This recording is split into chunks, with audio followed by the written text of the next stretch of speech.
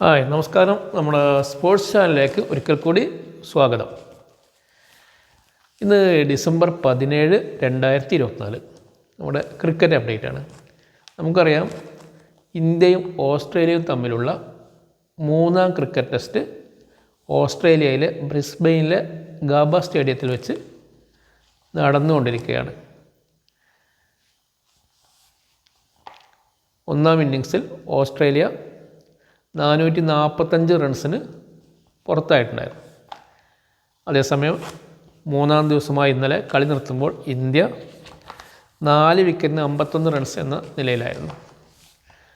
കാരണം ഈ മത്സരത്തിൽ പല പ്രാവശ്യം മഴ കളി തടസ്സപ്പെടുത്തിയിട്ടുണ്ടായിരുന്നു. അതുകൊണ്ട് തന്നെ കുറച്ച് പതുക്കെയാണ് സ്കോറിങ്.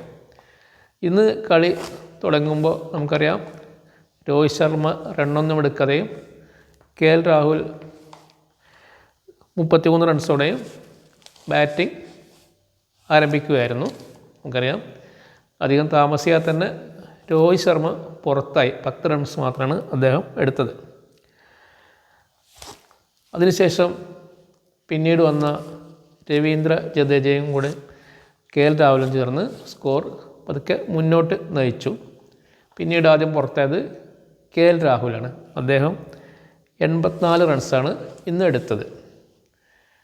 സ്റ്റീവ് സ്മിത്ത് ക്യാച്ച് എടുത്താണ് അദ്ദേഹം പുറത്തായത്.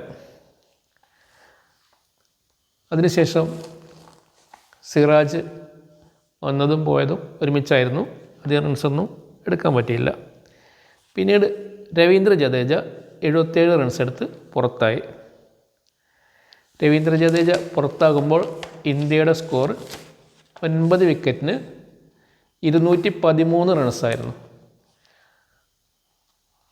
ഫോളോ ഓൺ ചെയ്യാതിരിക്കാൻ ഇന്ത്യക്ക് വേണ്ടിയിരുന്നത് 245 റൺസാണ്. അപ്പോൾ ആ സമയത്ത് ഓസ്ട്രേലിയയൊക്കെ ഭയങ്കര ആഹ്ലാദത്തിമർപ്പിലായിരുന്നു. ഇന്ത്യയെ ഫോളോ ഓൺ ചെയ്യിക്കുകയാണെങ്കിൽ അവർക്ക് വിജയസാധ്യത ഉണ്ട്.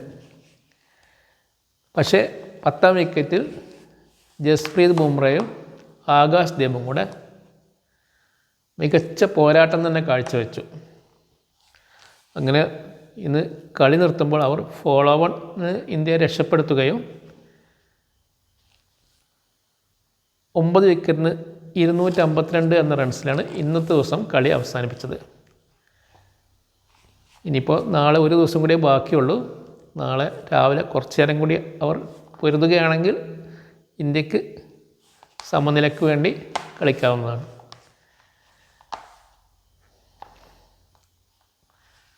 ഇത്രയ്ക്കാണ് ഇന്നത്തെ നമ്മുടെ മൂന്നാം ക്രിക്കറ്റ് ടെസ്റ്റിനെ കുറിച്ച് പറയാനുള്ളത്. നമുക്കറിയാം, ആദ്യ ടെസ്റ്റ് ഇന്ത്യ പെർത്തിൽ വിജയിച്ചിരുന്നു. രണ്ടാം ടെസ്റ്റ് അഡലേഡിൽ ഓസ്ട്രേലിയ വിജയിച്ചിരുന്നു. ഇനിയുള്ള 2 ടെസ്റ്റ് മത്സരങ്ങൾ നടക്കുന്നത് ഒന്ന് മെൽബണിലും ഒന്ന് സിഡ്നിയിലുമായിരിക്കും. അപ്പോൾ ടെസ്റ്റ് ക്രിക്കറ്റുമായി ബന്ധപ്പെട്ട അപ്ഡേറ്റ് ഇത്രയൊക്കെയാണ്.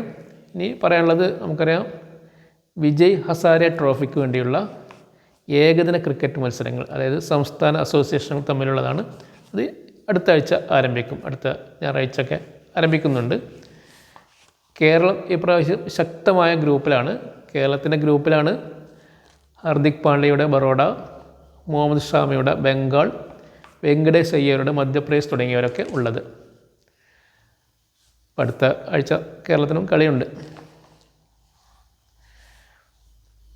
മറ്റൊരു അപ്ഡേറ്റ് പറയാനുള്ളത്, നമുക്കറിയാം, മുംബൈ ടീമിൽ നിന്ന് പൃഥ്വി ഷായെ വീണ്ടും പുറത്താക്കി. ഈ വിജയ് ഹസാരെ ട്രോഫിക്ക് വേണ്ടിയുള്ള ടീമിൽ നിന്ന്. അദ്ദേഹത്തെ രഞ്ജി ട്രോഫിയിലുള്ള ടീമിൽ നിന്ന് ആദ്യം പുറത്താക്കിയിരുന്നു.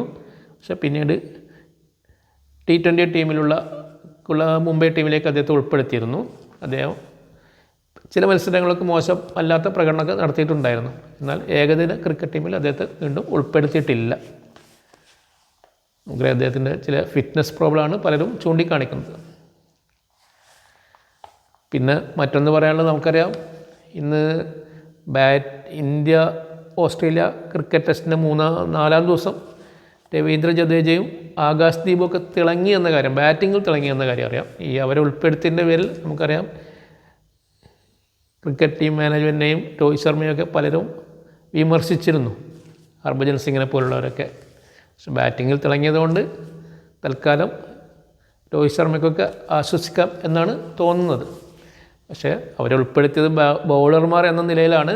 അതുകൊണ്ട് ബൗളിങ്ങിൽ തിളങ്ങിയില്ലെങ്കിൽ ഒരു പക്ഷേ അടുത്ത ടെസ്റ്റ് ടീമിൽ നിന്ന് അവരെ വീണ്ടും ഡ്രോപ്പ് ചെയ്യാനുള്ള സാധ്യത ഉണ്ട്. അപ്പോൾ അത്രയൊക്കെയാണ് ക്രിക്കറ്റിനെ കുറിച്ച് പറയാനുള്ളത്. അടുത്ത അപ്ഡേറ്റ് ആയിട്ട് വരുന്നവരെ നമസ്കാരം. Thank you.